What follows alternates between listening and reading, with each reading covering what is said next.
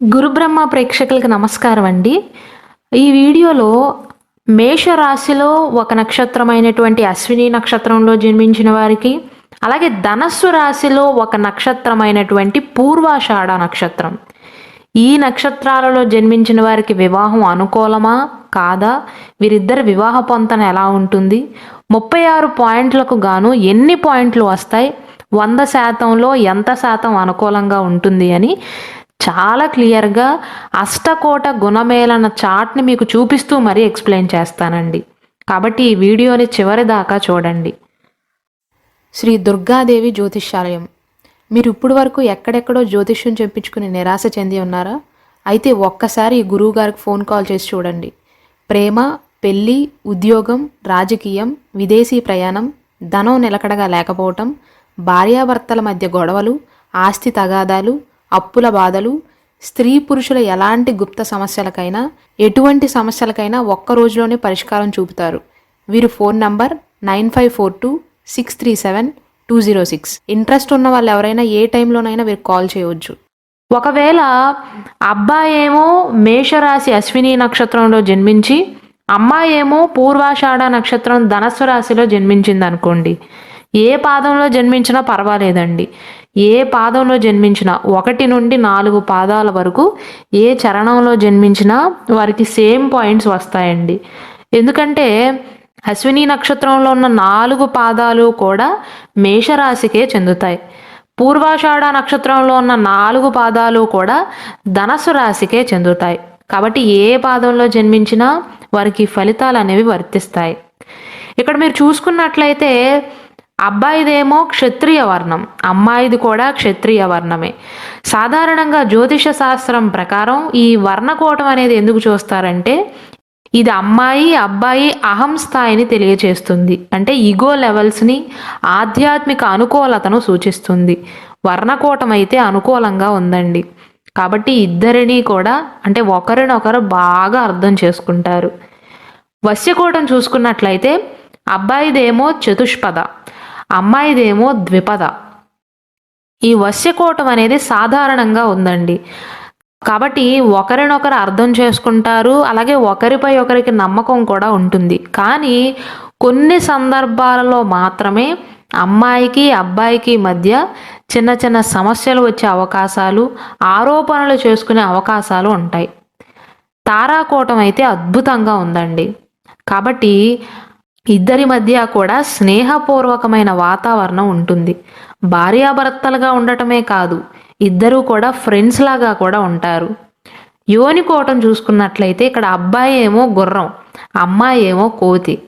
కోతి చేష్టలు అంటారు కదా, అంటే ఎక్కువగా జోక్స్ వేయటం కానీ, వారి భర్తను నవ్విస్తూ ఉండటం కానీ, మూడ్ బాగోలేనప్పుడు కూడా మంచి మూడ్కి తెప్పించటం కానీ, బాగా నవ్వించటం, ఎంటర్టైన్ చేయటం వంటివి చేస్తారు.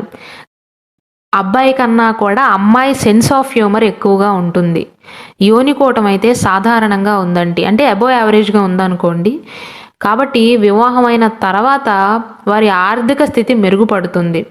కానీ అప్పుడప్పుడు కుటుంబంలో సమస్యలు ఏర్పడే అవకాశాలు ఉంటాయి.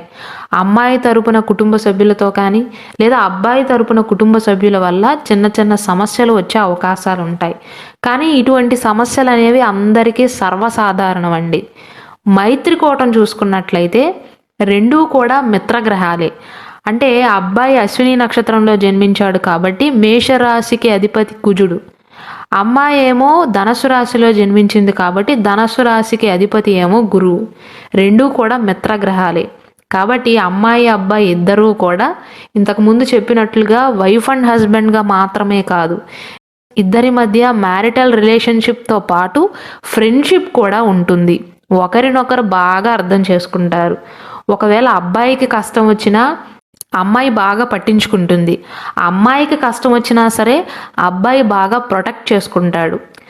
గణం చూసుకున్నట్లయితే అబ్బాయిదేమో దేవగణం, అమ్మాయిదేమో మనుష్యగణం. అబ్బాయి బాగా సౌమ్యంగా ఉంటాడండి, అంటే ఎవ్వరికి అన్యాయం చేసే గుణం కాదు. అమ్మాయి కూడా ఇంచుమించు అలానే ఉంటుంది. రాశికోటం చూసుకున్నట్లయితే రాశికోటం కూడా అనుకూలంగా ఉందండి. 7కి 7 పాయింట్లు వచ్చాయి. కాబట్టి ఇద్దరూ అన్యోన్యంగా ఉంటారు. దానితో పాటు వీరిద్దరికీ కనుక వివాహం జరిగినట్లయితే ఆర్థికంగా కూడా అభివృద్ధి చెందుతారు. వారి వృత్తి వ్యాపారాలలో కూడా వారి స్పౌస్ వల్ల బాగా కలిసి వస్తుంది.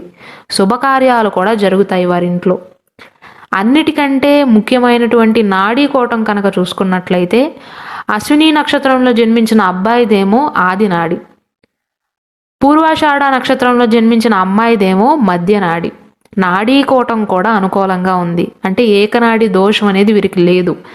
కాబట్టి వీరిద్దరికీ కనుక వివాహం జరిగినట్లయితే చాలా చక్కటి సంతానానికి జన్మనిస్తారండి. ఆరోగ్యవంతులుగా అదృష్టవంతులుగా ఉన్న సంతానానికి జన్మనిస్తారు. మంచి పిల్లలు పుడతారు.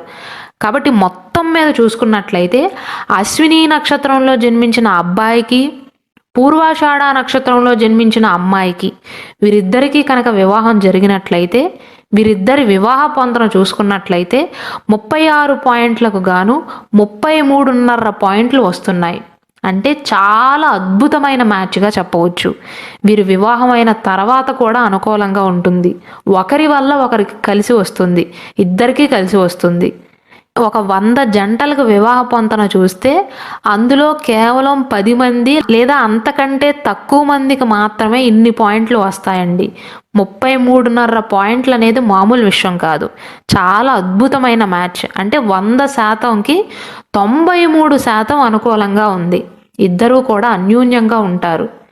కాబట్టి వీరిద్దరికీ వివాహం అనుకూలమేనండి. ఒకవేళ అబ్బాయి ఏమో పూర్వాషాఢ నక్షత్రంలో జన్మించి అమ్మాయి అశ్విని నక్షత్రంలో జన్మించింది అనుకోండి, అప్పుడు వారిద్దరి మధ్య వివాహ పొందన ఎలా ఉంటుందంటే, ఇక్కడ మీరు చూసుకున్నట్లయితే ఇంతకుముందు చెప్పినట్లుగా అమ్మాయి అబ్బాయి ఇద్దరూ కూడా క్షత్రియ వర్ణంలోనే జన్మించారు. వశ్యకోటం చూసుకున్నట్లయితే అబ్బాయిదేమో ద్విపద, అమ్మాయిదేమో చతుష్పద. కాబట్టి చిన్న చిన్న సమస్యలు, ఈగో ప్రాబ్లమ్స్ వచ్చే అవకాశాలు ఉంటాయి. తారాకోటం అద్భుతంగా ఉంది. యోనికోటం చూసుకున్నట్లయితే అశ్విని నక్షత్రంలో జన్మించిన అమ్మాయిదేమో గుర్రం, పూర్వాషాఢ నక్షత్రంలో జన్మించిన అబ్బాయి యోనేమో కోతి. ఈ యోనికోటం అనేది ఎందుకు చూస్తారంటే శాస్త్రం ప్రకారం ఈ యోనికోటం అనేది సాన్నిహిత్య స్థాయిని చెప్తుంది. వారిద్దరి మధ్య కూడా లైంగిక అనుకూలతను సూచిస్తుంది. వారిద్దరి మధ్య ప్రేమను తెలియచేస్తుంది. యోనికోటం ఎబో యావరేజ్గా ఉందండి. మైత్రికోటం చూసుకున్నట్లయితే ఇది అద్భుతంగా ఉంది. అశ్విని నక్షత్రం అనేది మేషరాశికి సంబంధించినది కాబట్టి మేషరాశికి అధిపతి ఏమో కుజుడు, ఇక్కడ ధనస్సు రాశికి అధిపతి ఏమో గురువు. రెండూ కూడా మిత్రగ్రహాలేనండి. కాబట్టి వీరిద్దరి మధ్య స్నేహపూర్వక వాతావరణం ఉంటుంది. ఇంతకుముందు చెప్పినట్లుగా ఫ్రెండ్షిప్ కూడా ఉంటుంది వీరిద్దరి మధ్య. కేవలం మ్యారిటల్ రిలేషన్షిప్ మాత్రమే కాదు, ఫ్రెండ్స్గా కూడా ఉంటారు. గణకోటాన్ని చూసుకున్నట్లయితే అశ్విని నక్షత్రంలో జన్మించిన అమ్మాయిదేమో దేవగణం, చాలా సౌమ్య స్వభావరాలుగా ఉంటుందండి. అబ్బాయి కూడా ఇంచుమించు అలానే ఉంటారు. అబ్బాయిదేమో మనుష్యగణం. రాశికోటం చూసుకున్నట్లయితే ఇది అద్భుతంగా ఉంది. దానితో పాటు అన్నిటికంటే ముఖ్యమైనటువంటి నాడీకోటం, సంతానానికి ఆరోగ్యానికి సంబంధించిన నాడీకోటం కూడా వీరికి అద్భుతంగా ఉంది. అబ్బాయి మధ్యనాడిలో జన్మిస్తే అమ్మాయిదేమో ఆదినాడి. కాబట్టి మొత్తం మీద చూసుకున్నట్లయితే వీరిద్దరికీ కూడా ఏ దోషాలు వర్తించవండి. 36 పాయింట్లకు గాను 32.5 పాయింట్లు వచ్చాయి. అంటే 100%కి 90% అనుకూలంగా ఉంది. గుణములు చాలా ఎక్కువగా వచ్చాయండి. అత్యంత అనుకూలమైన పొంతనగా చెప్పవచ్చు. కాబట్టి అశ్విని నక్షత్రంలో అమ్మాయి జన్మించినా అబ్బాయి జన్మించినా, ఏ పాదంలో జన్మించినా, పూర్వాషాఢ నక్షత్రంలో అమ్మాయి జన్మించినా అబ్బాయి జన్మించినా, ఏ పాదంలో జన్మించినా సరే వీరిద్దరికీ వివాహ పొంతన అనేది చాలా చక్కగా కుదురుతుందండి. వీరిద్దరికీ చక్కగా వివాహం చేయవచ్చు. ఎటువంటి ప్రాబ్లము ఉండదు. ఒకవేళ ఈ వీడియో చూసిన తర్వాత కూడా మీకు ఇంకా సందేహాలు ఉన్నట్లయితే నాకు కింద కమెంట్ సెక్షన్లో తెలియచేయండి.